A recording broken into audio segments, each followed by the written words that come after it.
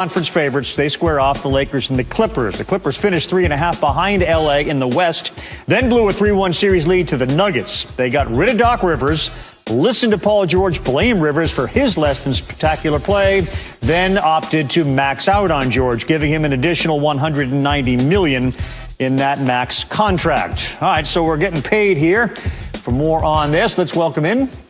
I love being here. I love the family that I've created in my first year. This is where I want to be. I owe him a trophy. That's what I owe this organization. This is a window that we're trying to capture. And my commitment and my job is to try to bring a title here.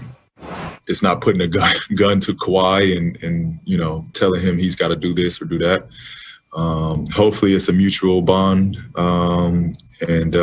You know, we both enjoy playing with one another. So everybody's got their own decisions to make. Hopefully me showing my commitment, being here and wanting to play with him long term sticks out. Brian Windhorst joins us now. I'm sure you could commit for $190 million to most things. What more can you tell us about the Clippers locking up PG-13 long term? And let's leave guns aside, what it means for Kawhi Leonard's future. Yeah, for sure. Obviously, this is a major commitment, and this was almost a foregone conclusion when the Clippers traded 5 first-round picks, 2 starters, and a couple of pick swaps for Paul George back in 2019. They knew that they had to back that up, that they couldn't afford to let him walk after this season. And so once he was eligible for a contract extension, which he was, this was kind of where they had to go, even if it didn't go perfectly.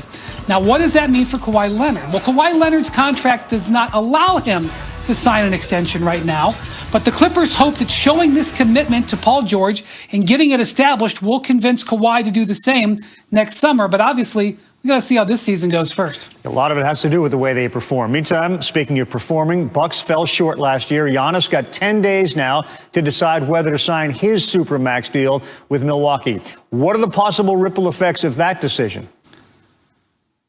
Boy, as you talk to executives across the league right now, they are all just waiting. They are waiting on what Giannis will do. And the reason that has an implication for James Harden is because some of the teams who might be interested in making a play for Harden, even if they're on the periphery of his preferred list, they're not going to necessarily go all in on a Harden trade or even get serious about talking about it until they know what's going to happen with Giannis. It may be a situation that some of these teams may want to save their assets to see if Giannis might truly be on the market next summer.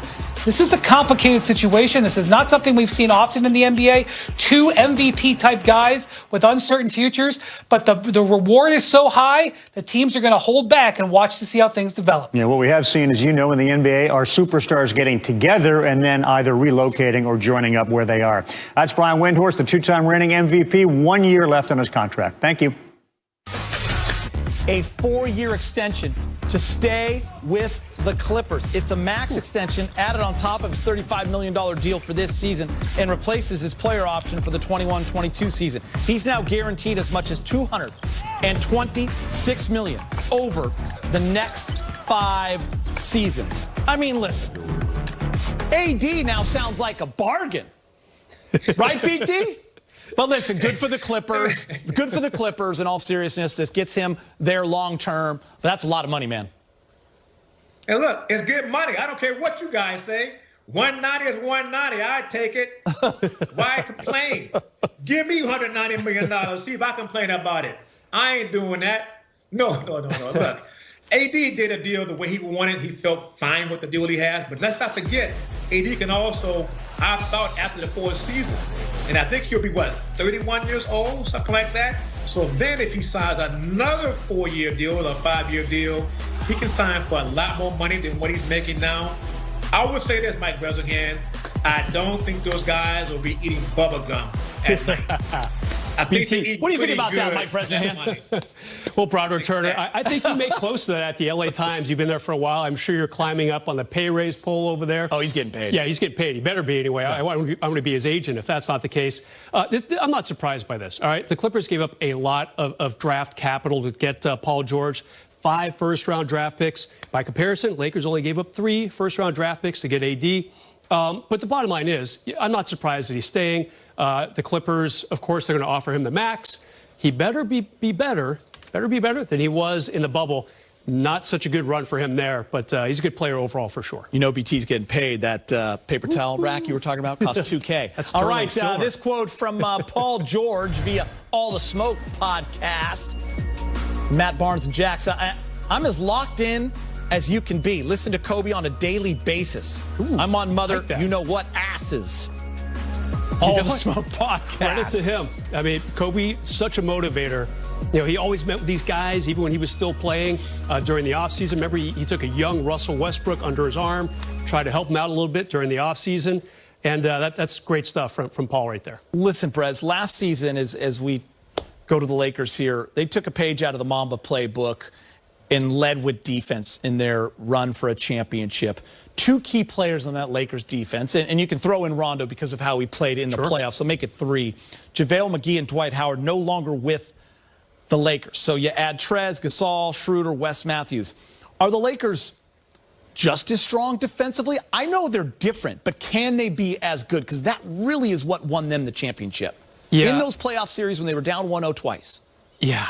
I mean, you had Dwight running around out there kind of antagonizing Nikola Jokic. You know, you had Danny Green. Didn't really shoot all that well. Didn't score a ton of points. That's not his game. But, you know, it's interesting. I hear what you say when they're different. Not nearly as much rim protection, but obviously you still have Anthony Davis. That's a good start. It's going to come down to Schroeder. How good is he on the perimeter? Scrappy guy, kind of a bulldog, doesn't take a lot of games off. And the same could be said actually for Montrezl Harrell. A tough guy.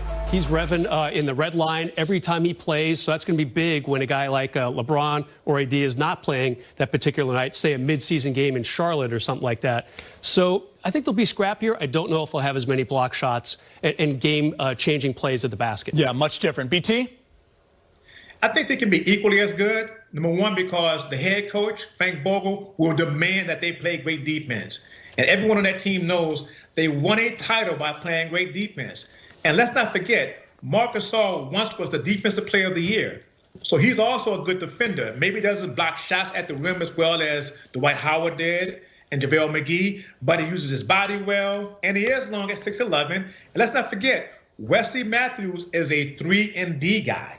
He's a good defender on the wing players. And a guy like Kyle Kuzma, who keeps working on his defense, will be depended upon. Alex Caruso plays good defense. And Dennis Schroeder, you now have a point guard with speed and quickness to defend all those other fast point guards out there. So I think they can be equally as good, if not better, if they get the system in place and they play basketball the right way. All right. In this league and did a lot of good things, but I think with this team, it's something special going. They want to compete, of course, on a high level and win titles, but they're having fun as well. So, you know, I think I fit in perfectly. It's an honor for me to play here and try to compete for big things. I'm just doing anything and everything I can to help compliment these guys, but they already did well. They've already shown and proven that they can win the championship without the pieces that we've added this year. So I'm just coming in looking to do anything I can to compliment that chemistry that these guys already have built. I'm ready to get in there and start creating magic with reigning NBA champions. This opportunity presented itself. I'm a competitor. I want to win. At the highest level. And there's nothing like being wanted by, you know, the best team. I'm definitely excited for the spacing. I'm excited for the style of play. The fit work as far as style of play. And we're here now. I can't wait to get to work. They act as a family. They're all on the same page. You know, they have very clear vision of what they want and how they want to do it. That's what, you know, attracted me